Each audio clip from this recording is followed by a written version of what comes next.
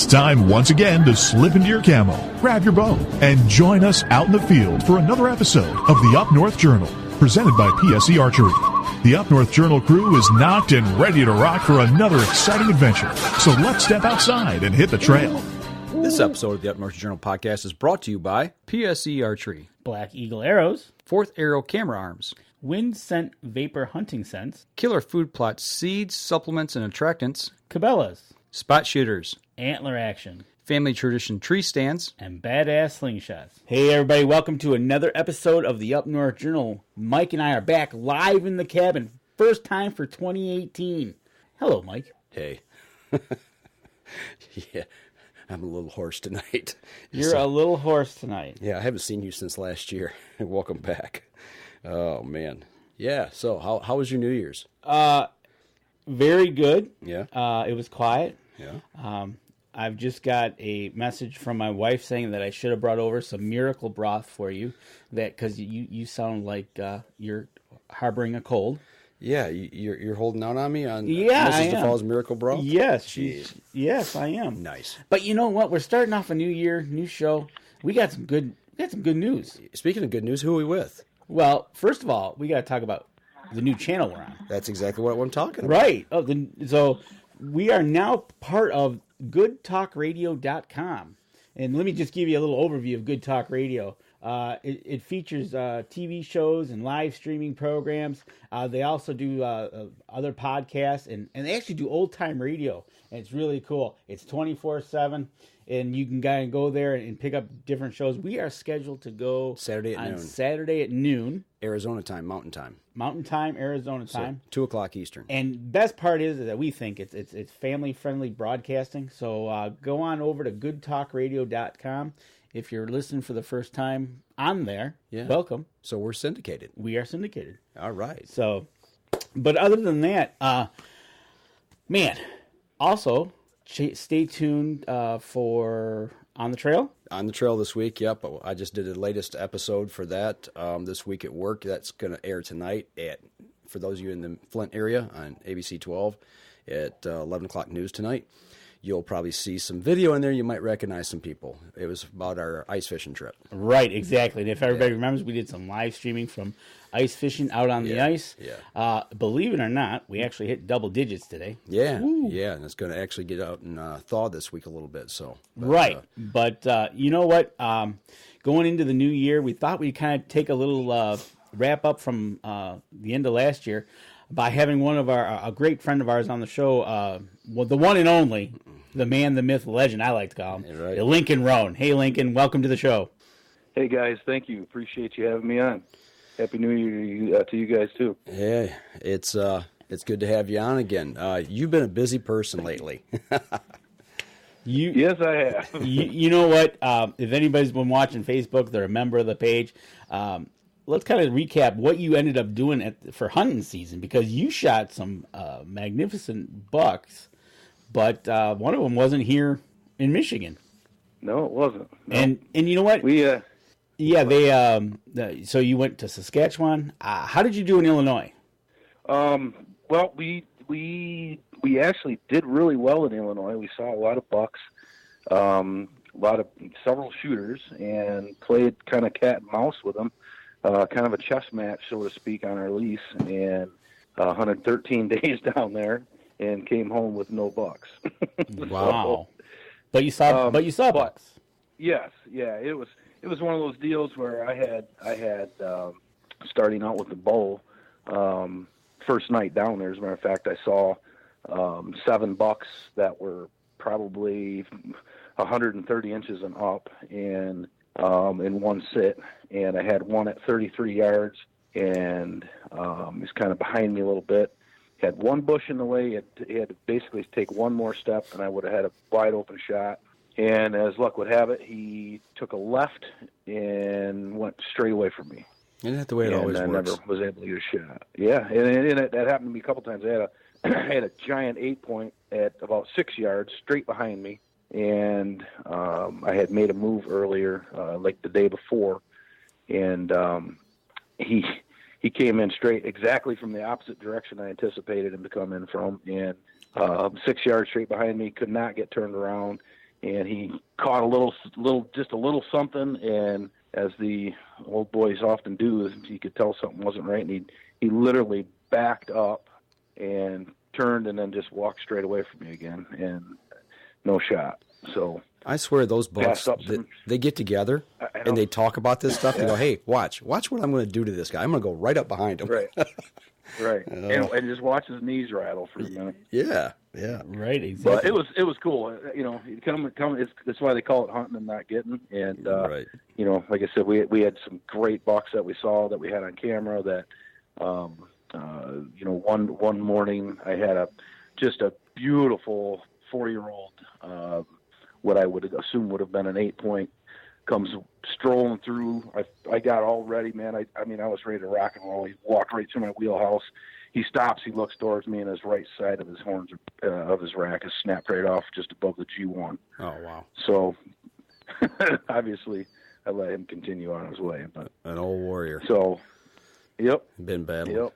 So. Well, it sounds like it was fun in Illinois anyway. Exciting. Yeah, we had a great time, and then it was exciting. We saw some deer with a gun too. I went back down there for gun and had my crosshairs on a really nice buck. Not exactly sure, you know, how it was a shooter, no question. And again, he was working a scrape that was literally right underneath the tree stand that I had been hunting. Had the crosshairs on him. He had to take one more step after working the scrape and continue on the runway he was on, and instead, once again, took a right turn and walked straight away from me. No shot. The deer in Illinois sound educated. Yeah, they must have crosswalks or something to stay away from people. Right. Right. They had my number, I'll tell you. But you were able to be successful in Saskatchewan, though. Yes. Yep. And yep. So, and I was in Michigan too. Well, we're getting there. We're just showing how Lincoln Rohn got out last year. Yeah, we're gonna bounce around. So, yeah, I was able to put together a hunt in Saskatchewan with Cook's Outfitting. He's actually from Fremont, right up by our cabin, and Fremont, Michigan, and he owns an outfitting business in Bestatum, Saskatchewan, and got to talking with him, and just a fantastic guy. I mean, I've become very good friends with Chris. Chris Cook is his name, and he said, "Hey, let's put something together. Let's get you up there." So, wanting to do this my entire life, pretty much, I took advantage of the opportunity, and I went up to Saskatchewan on October 19th. I think we landed, and what an experience! I mean, just absolutely unbelievable. You know, it was a hunt of a lifetime, and I had weather blowing the first day. We had 75-mile-an-hour winds, and I was not able to get in the tree. We're blind on the first day. 75-mile-an-hour winds. Yep. Wow. Yep. First day. So we weren't even able to get out and shoot our guns because you have to shoot your guns before you hunt. So right. We were going to go out, you know, first thing in the morning and shoot our guns. So we didn't get there till late. Mm-hmm. And so we weren't able to do that. And so that afternoon, they allowed up to about 50 miles an hour, and knowing, you know, that there was going to be trees across all the trails, and, you know, it's the bush for the most part, we had to go out and we cleared about 200 trees off the trails to the blinds. Wow. And just so we could get to them. And so that was pretty much an adventure in itself. And, you know, it was kind of neat actually in the grand scheme of things, because it gave us a chance to see the landscape, or me a chance to see the landscape and see the different blinds and stands. So it was really cool. And so then day two, which with those winds blew in 65-degree weather, and in Saskatchewan, it might as well have been 90 degrees. And, you know, so here we sit, on the hunt of my lifetime, I'm sitting there the second day at 65 degrees, and 12 hours you hunt sun up to sundown. And, right, exactly. Yeah, you know, like you said, it's a hunt of a lifetime. So you're gonna hunt. You're not just gonna, you're gonna get out there. Right. Yeah, you pack a lunch, man, and you bring some waters, and you're there. You know, Chris drops you off the blind and picks you up at dark. So, yeah, the first day of hunting, I sat 12 hours and saw 5 deer. but again, it was still windy and it was hot, and we had obviously we know they're there. We had good pictures and everything else, but they just simply weren't moving. So now feeling kind of discouraged. Now, what is this typical weather up there at this time, or is this like an anomaly that we got the high winds, we got the 60-degree is it, or is this kind of the week after we left, it was they had 6 or 8 inches of snow and it was in the 20s. So okay, so which is whether we wanted the cold, maybe not necessarily the snow, but we wanted the cold temperatures because we weren't hunting the rut yet, right? And we needed them on their feet to eat, and so they weren't and again being the unseasonably warm, they were just bedded up. They weren't moving at all. They're like, it's too hot for this. We're not moving at all. We're just gonna let you sit in that blind and wait for us. Maybe once in a while we'll walk by just so you make sure that you remember what a deer looks like. You saw 5 for a day. Well, I was sitting in the blind in Saskatchewan, Canada, and I had my socks on. I had taken my boots off, and I was sitting in my socks, and had my coat off, had my bibs off. It was, and I'm just going, really? Not your typical Canadian thought hunt. No, it was just the opposite of what we were anticipating. So I mean, I got a Under Armour Arctic cold gear suit, with 1,600 Thinsulate boots and just all the warm gear, and I mean, it was useless. And well, at least you could use it here this week. Yeah, no kidding. Yeah, you can use it late season here now, but. So then day 2, I ended up, same thing. It was warm, and I saw 3 deer in the morning at about 8:30, and never saw another deer. I saw a bunch of coyotes, but in a marten. Never seen a marten before in my life. That was cool. Never saw another deer until about the last 20 minutes of daylight. I'm sitting there, and I had my muzzleloader. I decided on this hunt I wanted to have. I just wanted to throw a little bit of a twist in it without having to, not bring archery equipment, but not bring a 300 short mag either, So I brought my muzzleloader, and I have, Thompson Center Pro Hunter. I'm, off the bench, 200 yards is not a problem at all. I can, hit a tennis ball at 200 yards, repeatedly. So I look out in the field, and I was hunting a wheat field that kind of broke down into the bush, and what stepped out, I couldn't even believe my eyes. I literally, there had been some elk that we were getting pictures of on this particular spot. I literally thought it was an elk. And I'm like, oh my gosh, that thing is gigantic. So I throw the binos on it, and it's a buck. It's a whitetail. I'm like, you got to be kidding me. I mean, just an enormous body. I just couldn't even believe what I was seeing. And it was right at that last, 15 or 20 minutes of daylight, so I couldn't really see the rack that great when he had his head down. And I'm just studying him, and he picks his head up, and then I saw, just a heavy beam swinging around. I saw the long G2s, and I thought I could see, a split on one of the G2s. And so I'm like, okay, well, that's him, that's my shooter right there. He's a monster. So I got my rangefinder on him. I hit him with a rangefinder. It's 180 yards, and I really, really, really wanted to have him inside 150, for a super confident shot. So I thought, well, I do have some daylight left, and he's feeding in the wheat. I'm just going to let him feed, and hopefully he's going to feed into me, right? So I'm sitting there, and he's just moseying, and finally he turns and walks right straight back into the bush. Oh, out of my life. Like, you got to be kidding me. Biggest buck of my life, and he just walks away. So, but I literally had taken the gun and brought it back into the window of the blind, and I set it down so that I wouldn't do anything stupid. And, I just, you know what I mean? I just did not want to shoot at 180 yards. I just wanted him inside that 150 mark. So anyway, I'm like, well, it's only day 2. I got plenty of time, or it's actually day 3, day 2 of hunting, but, I got plenty of time. So, well, then 5 minutes passes, and all of a sudden the deer steps out onto the bait, and, the same deer? It's Well, yeah, it turns out. And so okay. It's just a gigantic deer. I'm looking at him through the binos, and it's that, again, now it's that last 10 minutes of light. So I'm looking at him through the binos.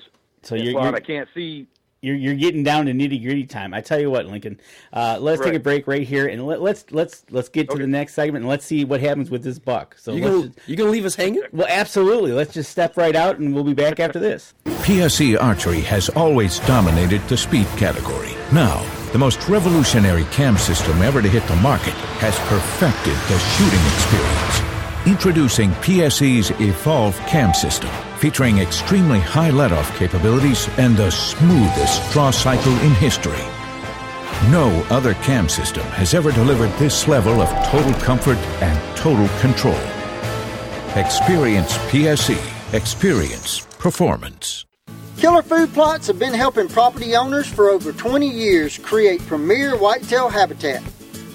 Whether replenishing your soil with their all-natural Organics Fusion pellets or planting a premier KFP food plot seed blend to help your deer rebuild their bodies through spring and summer while supplying the much-needed high energy during and after the rut, you can trust that Killer Food Plots family and their products will help your deer achieve their full potential.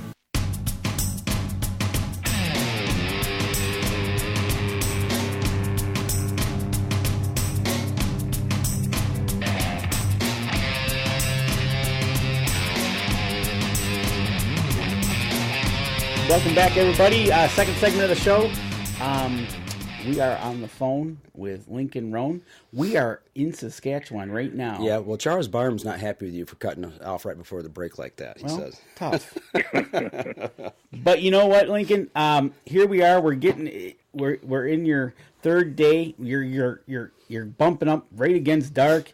It's starting to get dark on you. You got a deer that's kind of out there, 180 plus yards.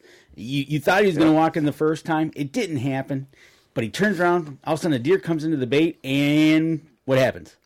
And I was just looking him over.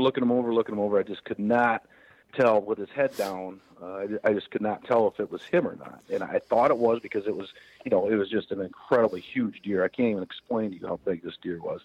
And so finally there were some popple trees right behind, where the bait was set up on the edge of the field.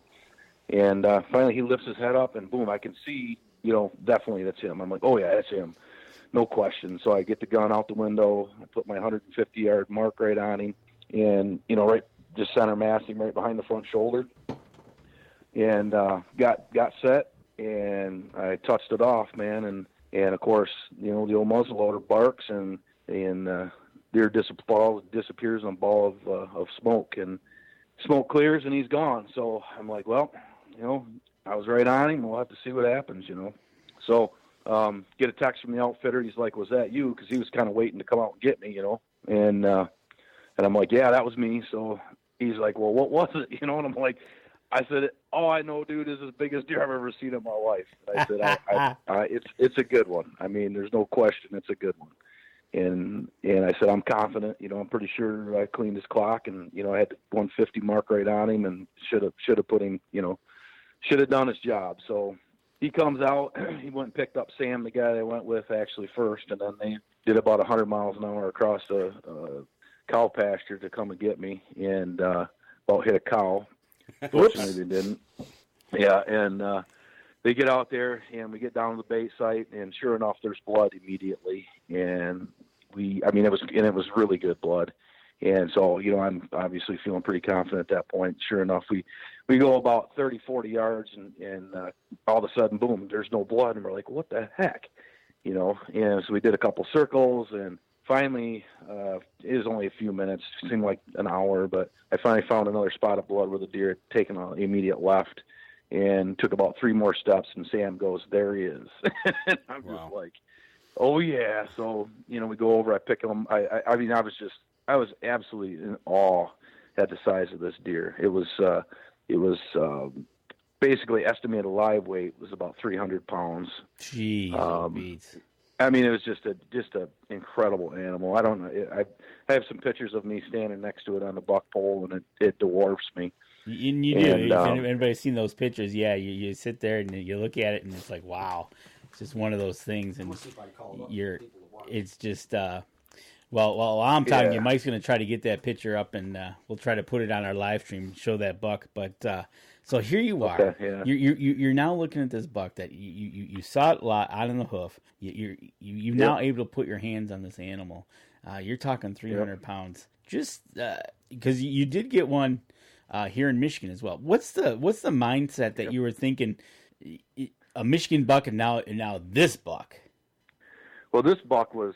I knew immediately that this buck was going to be the biggest buck of my life. I mean, my biggest buck to date in Michigan was 130 inches, and which is for Newaygo County, where we hunt northwest corner of Newaygo County. That's a fantastic buck. But that's the biggest buck I've ever shot, and so I knew this buck was going to be the biggest buck of my life. I was absolutely humbled to be sitting behind him, and I started getting emotional right on the spot. That's awesome. And, that's where that passion and love for the sport. It just overtakes you. It just you're becoming emotional, but it's all that adrenaline dump. It's everything you worked for to get there, and all of a sudden here it is, and you've done it. Yep. Yeah, it was amazing, and again, it was humbling. I'm sitting behind this animal, this majestic, 5.5-year-old, 300-pound Canadian whitetail that, ended up scoring 147 and an eighth. And yes, there's bigger bucks out there, but that buck is everything I went to Canada for. Massive, the antler, the mass it carries. It had like 34 inches of mass. It had, long tines. It had stickers. It had a split G2. Gigantic chocolate buck, just everything I dreamt, ever dreamt of. Is the picture with you and this buck, by chance we're looking at it online right now. We're trying to get it up for everybody to see. Is it with you are you wearing Hunter's Orange with a gentleman with a beard? Yes. Yes, that's the one. All right. Just give us a second. We're going to put it on the live feed so everybody can see this buck that you're talking about, that you're now emotionally spent over this buck, and it's a buck of a lifetime for you. That's just amazing. Yeah, it was fantastic, and I think Chris, the outfitter, I think I might have broke a rib or two on him when I hugged him. Pretty sure I did. I picked him up and gave him a bear hug. He'll never forget. So. Hey, I kind of don't blame you there, because that's just amazing. Because it took you it just wasn't just a let's hop on the truck and go out there. It took you a while to get there in the first place. Then you were up against the winds, up against the weather, and then you're in your third day. You're not seeing a lot of deer, and everybody can see on their live stream now that this is the buck that Lincoln is talking about that he's holding in his hands here. And it's just it's incredible, and it's awesome that you can do this, and you pulled it off. Yeah, it was cool, and it's one of those things, and you put the time in, you put the, we flew up there, we had to drive 3 hours to get to the camp. It's just, basically one full day of travel. And, you do put a lot of stock in your outfitter when you do something like that. And, Chris didn't disappoint, and, he brought me what I went there for, and, the buck of a lifetime and the hunt of a lifetime. And so, the other cool part of this whole adventure was after shooting that buck, I still had, with Sam and I made a pact that, we weren't going to leave each other. So if I shot, I wasn't going to fly out and go home. We were staying until the other person tagged out. So they gave me a chance to kind of play outfitter for the next couple of days with Chris. And that was just to cap off the whole entire trip, and the adventure was, being able to be out in the bush and, go to these various spots. I saw the first moose I've ever seen in my life out in the wild. We saw 3 great big cows, and then we saw 1 nice bull. We saw, even just like driving out, going to these different spots, we saw, I can't even tell you these bucks that we were seeing on the hoof out there. It was insane.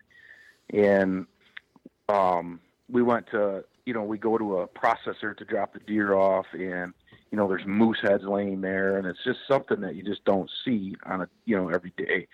And I ended up getting a shed off of one of the processors. He had a box full of sheds, and this freaking shed is just enormous. And he was just like, yeah, we pick them up in the field so they don't get the tractor tires. I'm going, good Lord. So I said, what do you want for that thing? He's like, I don't know. What do you give me for it? I'm like, I don't know. What do you want for it? You have no idea. Right. He's like, I don't know. So I said, how about $20 US? He goes, sold.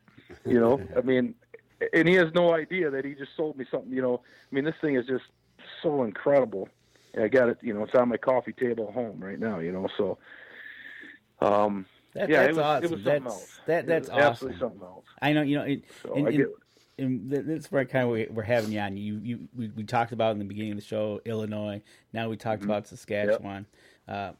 Now bring it back home, and how did you do home for hunting season? Well, we had some great bucks on camera up at our cabin, northwest Nuevo County. We had 3 bucks that we were really excited about. 3 of the biggest bucks we've ever had on the property. We had called one Hook, one was Showtime, and the other one was Twin Towers. And opening day rolls around, we did all the food plots and whatnot. We had a serious drought the last month of September. And so, our food plots were, they were pretty decent, just not, not really kicking. We knew we had 0 acorns around us. And so we were getting, a lot of good deer movement on our food plots. And so opening morning, bright and early, 7:30 opening morning, I turn to my left, I look, and here comes 3 deer and a doe, and then a buck I've never seen before. Turns, I could clearly see, is a very, very, very nice 3-year-old, which that's what we're targeting. We're trying to shoot 3 years old and older up there. And then Twin Towers was behind him. And I'm like, holy crap, I do not know who that deer is, And so I'm going, do I shoot Twin Towers or I shoot him? Or I'm like, no, I'm shooting him, because Twin Towers was a local. I mean, he was a regular. I was getting pictures of him all the time. So the deer turns at 30 yards or 31 yards. I was able to range him, and I had shoulder surgery early. That's the other cool part, is I had some shoulder surgery in June, and I wasn't even sure if I was going to be able to hunt, to be honest with you, this year. I did what my surgeon told me. I did physical therapy like you can't believe, just to trying to get it back. Yeah, and I wasn't even sure if I was going to be able to climb a tree. So anyway, I was using a crossbow, and 31 yards, and he's quartering away. I put the crosshairs right behind, the backside of his rib cage, pulled the trigger, and Bronco kicks, takes off, goes about 40 yards, goes behind some trees, and I hear him crash, and I'm just like, are you kidding me right now? Opening morning, 7:30. October 1, 7:30 a.m. Yep. Here it is. You're all done. Yep. So get down, I go over there, and I pick him up, and I'm just like, wow, just a fantastic. And then he ended up scoring 119 and 5/8, and I'm here to tell you, for our area where we hunt, that's a great buck, and I'm super happy with him. So so that was opening day, and then one other bonus to this year was, while I was in Saskatchewan, I passed up a really, really nice 8-point a couple different times, and then my son called me. He was in the Marine Corps for 4 years, so this is his first year home, being able to hunt. And he said, Dad, do you mind if I hunt your tree stand? I'm like, sure. Hell, I just killed the biggest buck of my life. I don't care. I'll jump in there, man. Kill that freaking buck, So he jumps up in there, and I'll be darned if the next morning, the first time in, first morning, he hunted it.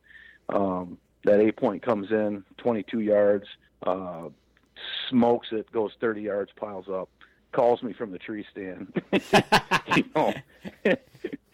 And I'm just, you talk about emotional. Shoot, I'm getting emotional right now. That's awesome. That was cool. That's awesome. That goes to show you the passion you have, and that you have for this sport, and also kind of leads us into what we're going to talk about in our next segment, is the passion you have for Michigan hunting and what you do for Michigan with Michigan Let 'em Go, Let 'em Grow. So let us step out for another break, and we'll talk about that after this. So what do you do when you've completely redefined the way bows are engineered? When you've reached the pinnacle and the band starts playing your victory song, you start a revolution out of thin air. Introducing the all-new PSE Carbon Air, engineered with true carbon technology to be the lightest high-performance bow in the world. Experience PSE. Experience performance. Killer Food Plots have been helping property owners for over 20 years create premier whitetail habitat. Whether replenishing your soil with their all-natural Organics Fusion pellets or planting a premier KFP food plot seed blend to help your deer rebuild their bodies through spring and summer while supplying the much-needed high energy during and after the rut, you can trust that Killer Food Plots family and their products will help your deer achieve their full potential.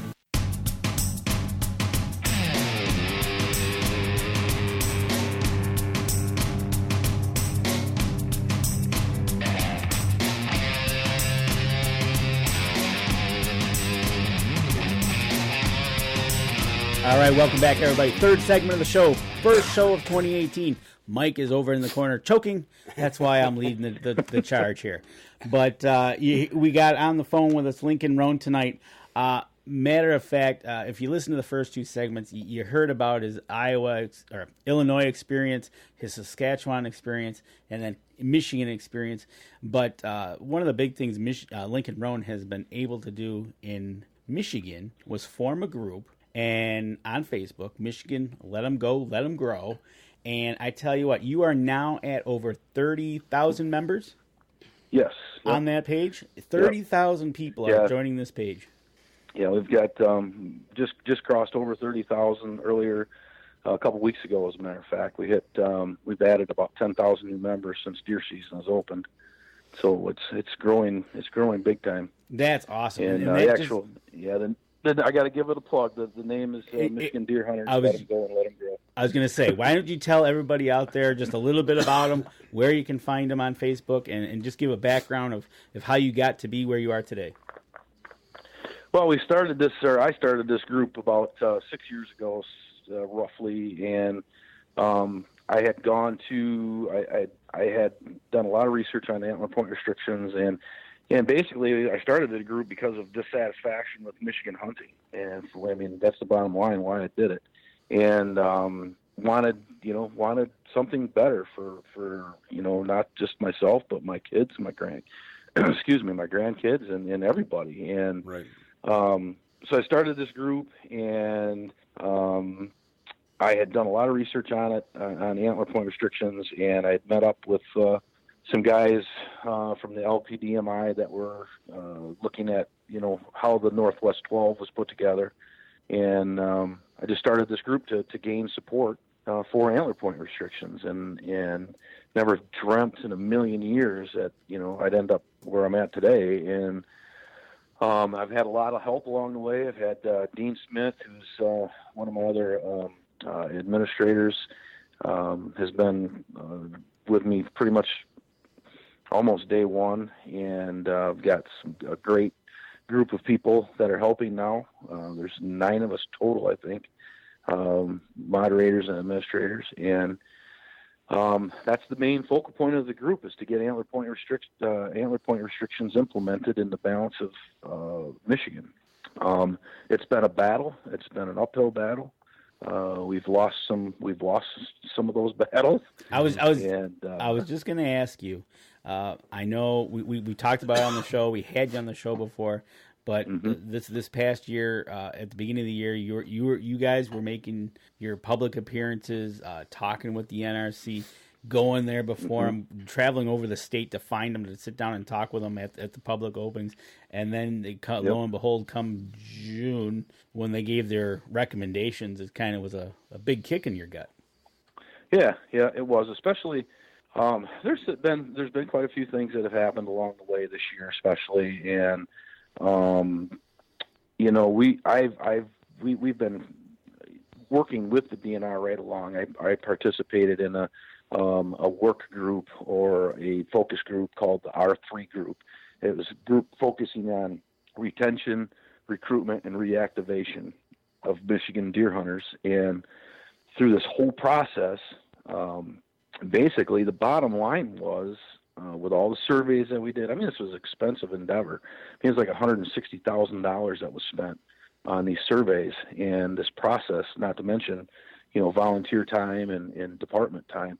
And, it came out basically at the end of the day that antler point restrictions were widely accepted by the majority of Michigan hunters. And what really keyed us in was younger hunters were in huge support of it. And that's really who we need to focus on, in my opinion. And so anyway, so this R3 work group, we go through the process.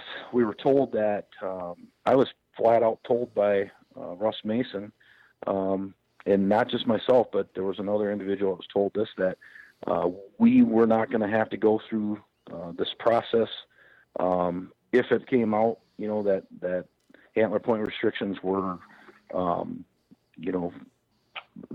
basically what we found, what we felt, to be our next move. We weren't going to have to go through all this process. Well, that was not true. I had been misled on several occasions as far as, in the last year, as far as what the department was going to do. They were going to run a survey at their expense for what we call the middle finger and for the knuckles.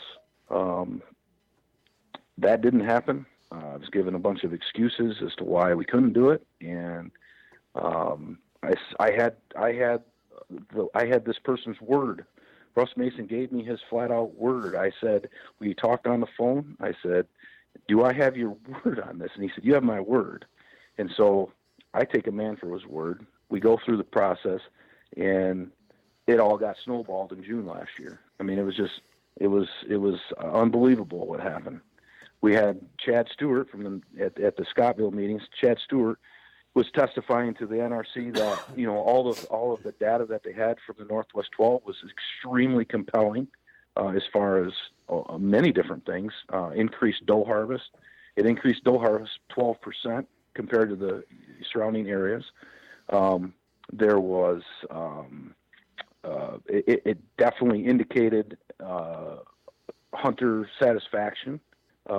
After they did the survey to extend the north, or to make the Northwest 12 APRs permanent, 76% of the hunters that were surveyed in that area approved of antler point restrictions. Sounds like a majority to me. Yeah, that in itself should tell you almost everything you need to know. I mean, you can't get 76% of a populace to agree that chocolate donuts are good. Right, exactly. And I also think in the data showed that it was also helping out the economy up there. Yeah, there's store owners that were doing, they were literally doing backflips. The place has been dying for the last 10 years. If you look at charts, Leelanau County is the only county in Michigan that has been under antler point restrictions prior to the Northwest 12 for approximately 10 years. They're the only county in Michigan that did not lose double-digit hunters. And then if you look at the Northwest 12 prior to the implementation of APRs, there was as much as 30% hunter loss in some of those counties, 25%, 30%, 18%. And yet Leelanau County, the only county in the state that was under antler point restrictions, lost zero hunters, same exact hunters, and so that's pretty compelling in itself. That kind of goes to show you that, just like you said, when you want some compelling information, you've gained the economy, and one county hasn't lost hunters, and you've got just about 75% approval rating for doing what they're doing in that area. That's three items right there that I think are pretty compelling to me, that kind of pointing you down an avenue to go after.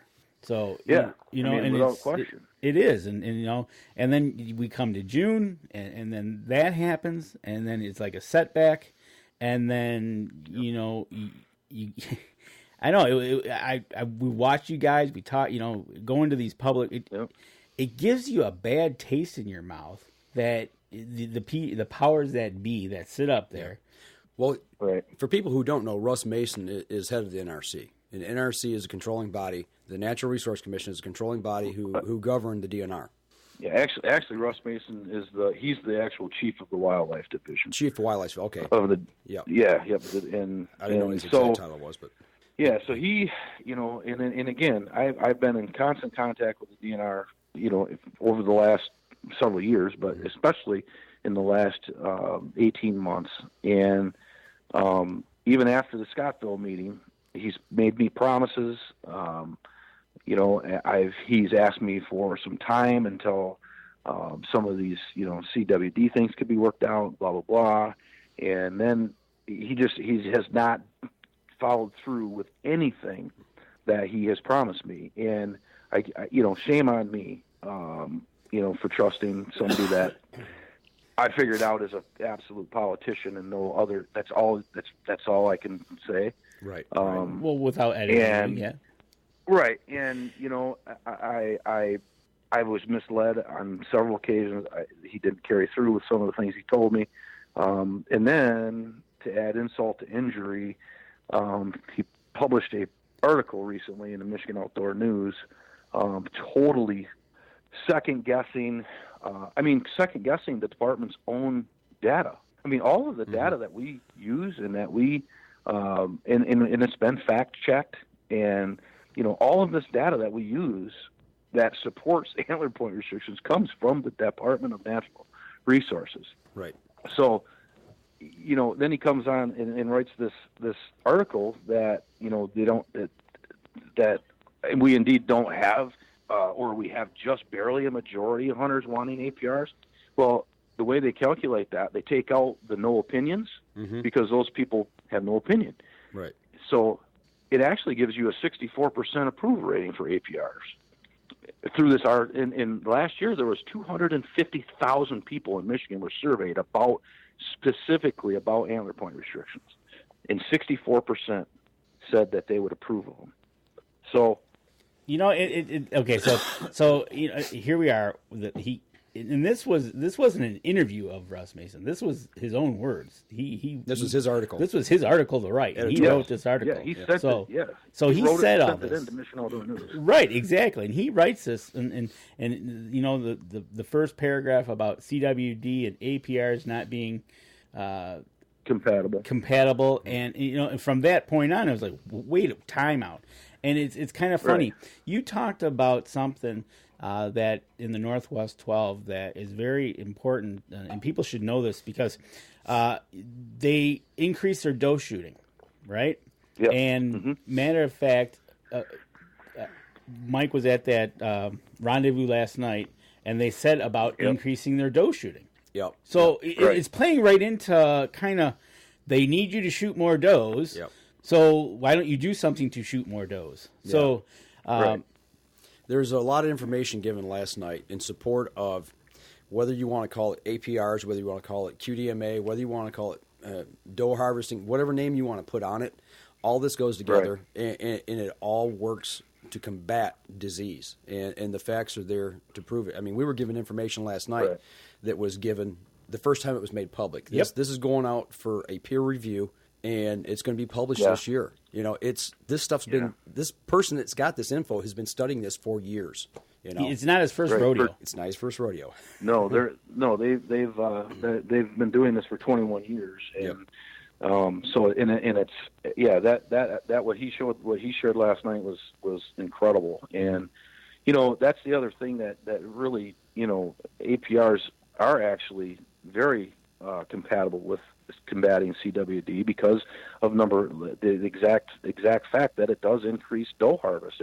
But when you take yearling bucks off the table, you automatically by default put more pressure on yearling bucks, and it happens across the board. Plus, you can also there's also ways to incentivize it. I mean, you can put out a few more antlerless tags, or you can make this just say the secondary combo tag. Make it a either sex tag. Right. There's a lot of different things you can do, but just APRs alone increased antlerless harvest 12% in the Northwest 12, and so it compared to surrounding areas. So that in itself should be Michigan deer hunters are very, very adept at killing deer. Exactly, and they were talking earlier in the season that they were in the CWD areas that they weren't getting the participation that they wanted. You think there might be a link here? Yes, because why would I go to a leprosy colony to hunt? I mean, that's basically, you know what I'm saying? And there's no carrot within these disease zones. There's absolutely no carrot. You know, okay, I'm going to use my Saskatchewan hunt as an example, okay? I go to Saskatchewan. Deer density is very low up there, okay? I hunted over 24 hours in the blind. I saw 8 deer, okay? I didn't say one word about being upset about that. I killed the biggest buck of my life. Right. Okay? So that's what I talk about. I don't talk about the low densities. Guys, you have to have, if you're gonna hunt and have guys that are happy and engaged in lower deer densities, you have to have better quality bucks. Simple as that. Right. You got exactly. You got to have the odds are that you're going to see lower deer numbers, but when you do, the odds are that you're going to see a decent buck to you that like your buck you saw knocked your socks off. And here it is. You know, you saw 8 deer and you shot the buck of a lifetime. So here in Michigan, you know, I hate to say it, but some of these people, if they don't see a deer in 5 minutes, they're bored. They're bored, packing up and heading out of the woods all mad. Right. Right. But then you throw a 2 or 3 year old 8-point in front of them, and they're going to forget all about not seeing 20 deer that set. You know, and guys, listen, the days of Michigan hunters seeing 30 and 40 deer per sit have to be over. Yep. They have to be. Otherwise, we're just not going to have a deer herd because I still, CWD is a very big deal. It's very serious, but it can be managed accordingly. And in my opinion, in a lot of people's opinion, when the NRC goes against a flat-out DNR recommendation to re-implement a baiting ban in 2 counties, and then says, we're going to go against. And I don't want to start a baiting issue, because I bait, and I think 2-gallon limit is an excellent way to let guys still bait, but yet not let it get out of hand. But when the DNR says the most common thing that's going to cause disease spread is baiting and high deer densities, then the NRC re-implements baiting for those 2 counties on the TB zone. I mean, what? What happened to scientific evidence, scientific, management? Right, exactly. And I've said this a couple times now. Colorado has dealt with CWD since the 60s. So they must have some kind of formula model, whatever they do out there, that they maintain it and watch it. So I don't low deer densities. I don't think it's that hard to kind of ask them for a little help and say. And I know Anna Mirling said they did have a forum where they all got together and said, "Hey," but it's like in here again. Lincoln points out, you talk to them and they don't do anything. I know it. So it's very. And the other thing that's frustrating is you have a group with 30,000 people in it, and you have that's Michigan Deer Hunters Let Them Go, Let Them Grow. You have Quality Deer Management Association. We work closely with QDMA. I'm good friends with many board members on QDMA. I talk to the Michigan State president almost daily, Eric Snell, and we work together. You have 2 very, very, huge groups of Michigan deer hunters that want nothing more than to help the DNR with some of these issues. Exactly. We're but they won't. But they're tying their hands behind our backs, and they want partnership, but they don't want a partner. Right. Exactly. And then it doesn't help them when it doesn't help them when they shoot themselves in their own foot by not having a good communication set.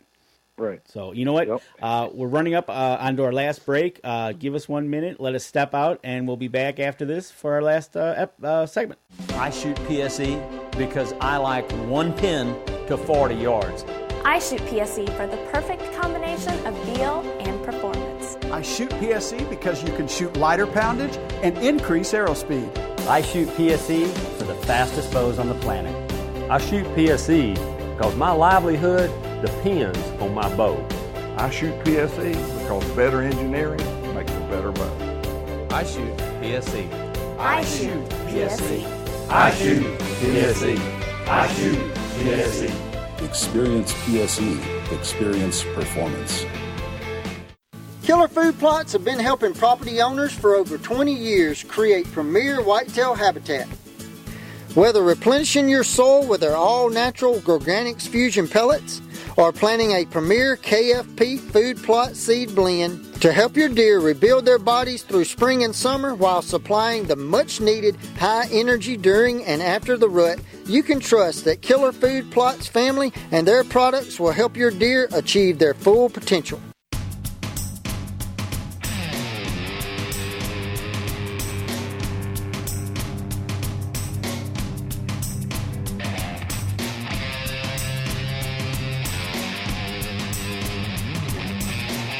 Hey everybody, welcome back. Last segment of the show, 2018, our first segment of the year. We've been talking deer hunting, wrapping up here with Lincoln Rohn.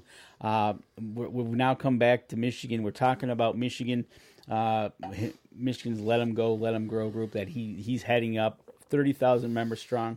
We're talking about the Russ Mason letter. Easy for you to say. Yeah, I was trying to get that out. Kind of recapping how Lincoln's kind of went through the year with dealing with them and not getting being told one thing, other things happen. Well, you know that the event I was at last night, we live streamed that. We had some really great info, and for the people who may be listening and not understand what I'm talking about, I'm actually going to take that. I'm going to cut that up into smaller pieces and put each segment out on our Facebook page, and everybody can share it and get that information out as to what we're talking about.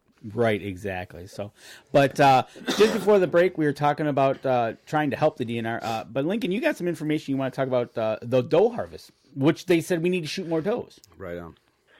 Yeah.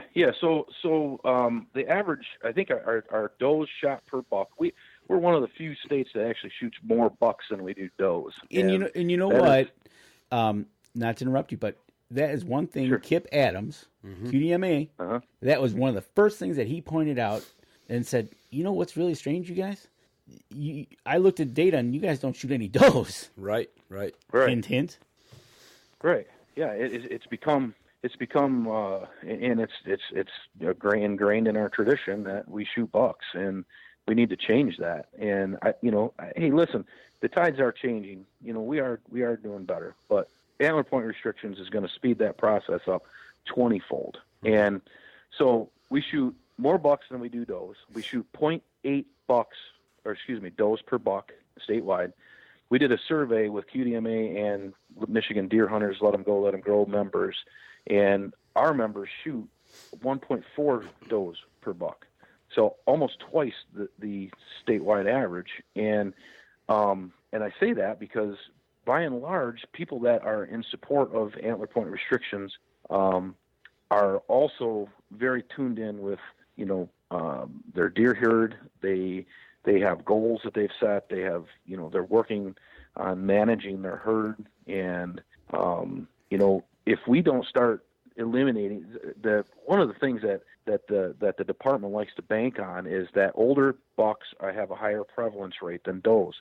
And that is true. However, everybody that hunts in Michigan knows that having older bucks, they don't exist. I mean, they're so few and far between.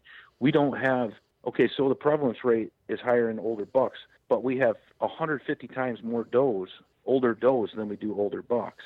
And so, okay, the prevalence rate in older does or in does is lower than bucks, yes, but we have 10 times more does. Correct. And so there's more disease in does than bucks. Right. So there's actually the disease is coming through the doe cohort, and it's being transmitted to the family group. In winter, winter yarding areas. And then the yearling bucks, of course, are in that group, yep, exactly. And then they're dispersing and.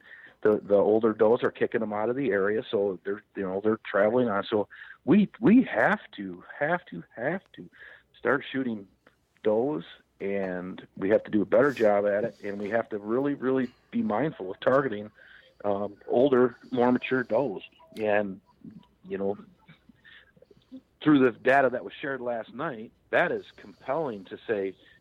Shoot holes in your deer herd. I mean, shoot holes for these bucks to move into. Right. And if you see a doe, shoot it. If you think it's, a 1 or a 2 or 3 year old, if you think it's I think what did he do? He categorized them in immature, 3 mature, categories. and post mature. Yeah, and post mature. If you think that deer is mature, then you shoot it, and you let the chips fall where they fall. Yeah, and Wayne Sitton last night gave a great explanation on that part of it on the doe, the doe herds and how to recognize those. And basically, he said anything past 4.5-year-old, make sausage out of it. Put it in the freezer and be done with it, because your return on investment, you're not getting anything for it. Exactly, and we do have a question out from one of our listeners, Dave Cademan. Wouldn't more does produce more bucks? Depends on what age they are. Exactly, and they talked about that last night as well. I've seen it proven at the deer necropsy at Turtle Lake. I've watched one, and I've been a part of 2 others, and that's what changed my mind 6-7 years ago. My whole mindset changed because I actually seen it. They were they were going to tell you exactly what was coming out of those does, the fetuses, when they did the necropsy. Yep. And they were as soon as they knew how old that deer was, they told you what was going to be coming out of it. Yep. They're spot on. The age of the doe reflects on what what they'll throw. Yep. Right? So Dave, actually, if you go to our live stream last night and go to about, I think it's an hour and 10 minutes into that second part, and listen to what Manager Wayne Sitton had to say. Right. If you watch the Wayne Sitton segment, you'll get a lot of this information that we're talking about now, because it's priceless. It's absolutely priceless information. And like it we will said, change the way you look at it. Exactly, and exactly what he said. What he told everybody last night was that this was going out. It's going to be published. So this isn't no, hey, look what I found. But yeah, and that's it. It's the age. It's age of the does will tell you what the bucks are going to do. And Mike, you shot some old does this year. All of our does came back 3.5 years old and older. All except for one, which I didn't get an age on. We took 13 off of our place. We had one that was 12.5, 9.5, 8.5, 6.5, 7.5. 6.5 and up was the average. 6.5 to 12.5. Wow. It's just mind blowing. Yeah, that's the worst. Those are the worst deer that we can possibly have in our landscape right there. Exactly. What are they going to do? They're going to take the best habitat. They're going to kick the yearling bucks out and save that habitat for themselves. Get them out of there and let the habitat. And how many pounds of forage did you say each doe eats? 6 pounds a day. I've heard 5, and now he's saying 6. Oh, he said 6. Yeah, 5 to 6. Yeah. So do the math. How much tonnage can you grow? 6 pounds of forage that nobody else is going to be able to take up. Your bucks are going to be fighting for food, and so it's incredible information. I shot a doe this year too with my crossbow. A couple of weeks ago, and we ended up shooting 8 on our property, and they were they ranged from 2 years old all the way up. I think the one I shot was I got yanking the jaw out of it. They're saving it for me up at the M37 meat shack, but I'm pretty sure that deer's about 4.5, maybe 5.5. So we shot 8 does off our 160 acres, and we could have shot more.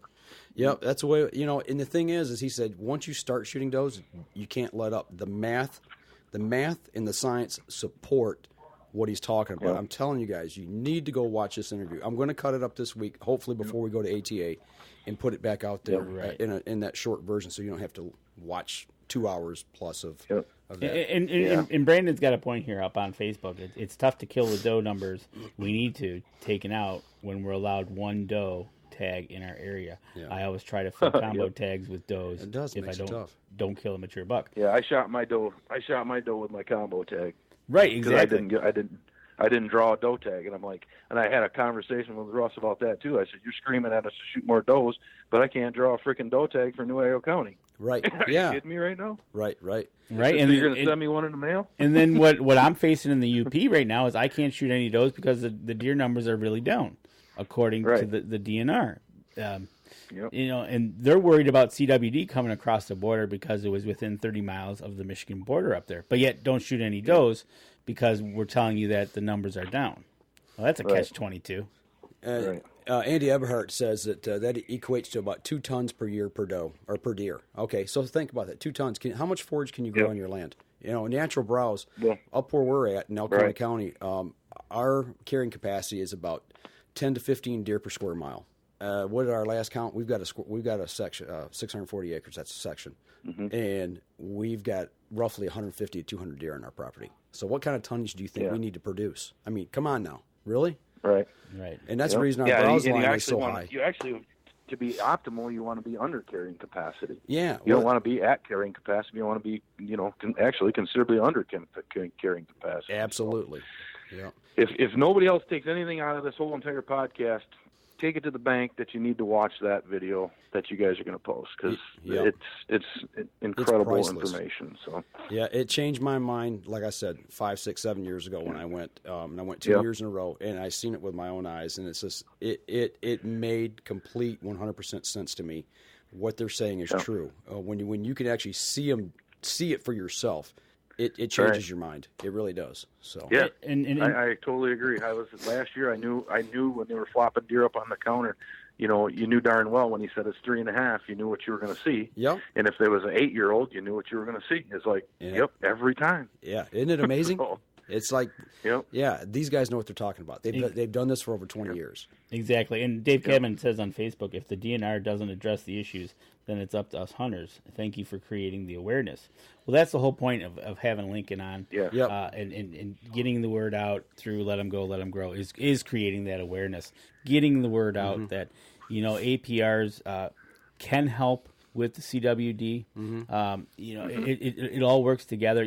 Now that Wayne. Well, and that's the other thing I do want to touch on too, really quick, is we understand the APRs are a tool. Okay, right. It's not going to be our fix all. We know that, but APRs coupled with doe harvest increased and better education as far as moving forward of why we need to shoot these does, and we'd have if a lot of guys want more antler restrictions than what we're offering.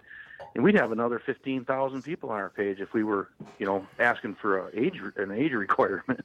Right. So, So I got a question for you from Andy Eberhard. So why push for APRs when we need to focus on doe harvest? Seems more important for the overall herd health. Well, one of the reasons is because you have to have hunter participation, and we know that antler point restrictions are going to be better for hunter participation. They're going to, as we've said before, they definitely increase antlerless harvest and these are numbers right here in Michigan from the Northwest 12. They increase antler harvest by 12% in that area compared to surrounding areas. And actually, in this, check this out. So within the CWD core areas, you can shoot whatever you want, however many deer you want. You can shoot. There's no restriction on your combo tags. Nothing. You can shoot whatever you want. There's fewer does being shot within the core areas of CWD than there are outside of the CWD area. Mm-hmm. I mean, you have to have some sort of a bone to throw people. You said it before. You got to throw that carrot out there to get them out there. Yeah, and to expand on that just a little bit. You got to. Last night, to be okay with lower deer numbers, you gotta give them something. So. Well, Wayne Sitton, he's talked about this before. He didn't mention it last night per se, but I've heard him say this before at the deer necropsies. When you have an older age class of bucks on your property or in the herd, let's just say the herd, it tightens the rut up. You have more mature bucks fighting and being aggressive to breed these does, which tightens the rut up, which also makes sure that your does get bred on time. When your does get bred on time and they don't go into a second estrus or a third estrus, you don't have those bucks chasing later in the season because they don't have time to recover. Running them until January. When you run them into January, there's no forage left for them. Okay? So then they become coyote bait, number one. Okay? Now, let's take this into the fawning season. What does it do to the fawns? Now you spread that fawn drop from a 2-week period of time to almost 3 months. So if you got, let's say you got 100 does, and let's say just for numbers, they're going to throw twin fawns just on average. Okay, what was it? One point they said 175 last night. When you've got 100 doe, the average fawn drop is 175. Now let's take that and spread that out over 3 months. What happens? Instead of 3 weeks. Instead of 3 weeks, your predator population takes more of your fawns. You have less fawn recruitment. See, it's not just, hey, we're trophy hunting, we want to shoot big racks. There's science behind why you want to shoot older bucks and let the young ones grow, because those are your breeders. Those are the ones that are going to fight aggressively and keep after those does and get them bred and get everything taken care of and tighten that rut up. Yep, and exactly. It helps on fawn recruitment later on. And I'm here to tell you, it's a whole lot more fun hunting a mature a buck herd with more mature animals in it than it is without, because exactly that. It's more intense, and I mean it's fun. Plus, when you do start passing young bucks, without all this, putting all this other stuff aside, it's a lot more fun hunting. I'm here to tell you, when you're sitting there watching 2 or 3 bucks underneath you fighting and carrying on, and it's cool to watch them interact. There you Some go. of my best hunts this year. Some of my best hunts this year, I never released an arrow. So. And when you have more fun out in the woods, you get more people out there. It's easier for people to get out and enjoy it. Just like you said, it's like getting the younger people out there. Recruitment. Everything needs to happen. Well, I'll tell you what, we need to wrap up the podcast portion. We can continue the live stream for a few moments here and let people ask some questions, but we're going to sign off on the podcast right now. And don't forget, you can catch us over on Good Talk Radio at goodtalkradio.com. Saturdays, Mountain Time at noon, which is 2 o'clock Eastern. And here for you folks in Michigan, if you want to check out Let 'Em Go, Let 'Em Grow, you can find them out on their Facebook page, and you can check it out and see what they're all about. Absolutely. So we're going to sign off the podcast. Oh, go ahead, Lincoln, real quick. You said you. Just thanks for having me on, guys. Thank you for what you guys are doing to help spread the word about this issue here in Michigan and what we're faced with. And I really appreciate it. I really do. Hey, we all do it because we care. Many other people. We have a lot of time invested in this, and we appreciate it. It's not just that. It's something that you touched upon real quick in Saskatchewan. Your passion and your emotions came out just like my passion and my emotion came out when Kelly got her first buck. That's why we do it. That's why we do it. Yep. So, all right, that'll do it for us this week on the podcast, folks. This episode was brought to you by PSE Archery, Black Eagle Arrows, Fourth Arrow Camera Arms, Wind Scent Vapor Hunting Scents, Killer Food Plot Seeds, Attractants, and Supplements, Cabela's, Spot Shooters, Antler Action, Family Traditions Tree Stands, and Badass Slingshots. Thanks for listening, and join us again here next week. Until then, remember, as we always like to say, if you're out on the water or in the woods, shoot straight and be safe. Until next week on the Up North Journal.